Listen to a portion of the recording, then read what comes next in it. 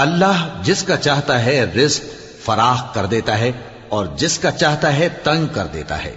اور کافر لوگ دنیا کی زندگی پر خوش ہو رہے ہیں، اور دنیا کی زندگی آخرت کے مقابلے میں بہت تھوڑا سامان ہے۔ اور کافر کہتے ہیں کہ اس پیغمبر پر اس کے پروردگار کی طرف سے کوئی نشانی کیوں نازل نہیں ہوئی؟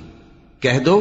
کہ اللہ جسے چاہتا ہے گمراہ کرتا ہے، اور جو اس کی طرف رجوع ہوتا ہے اس کو اپنی طرف کا رستہ دکھاتا ہے، یعنی ان کو جو ایمان لاتے اور جن کے دل اللہ کی یاد سے آرام پاتے ہیں ان کو۔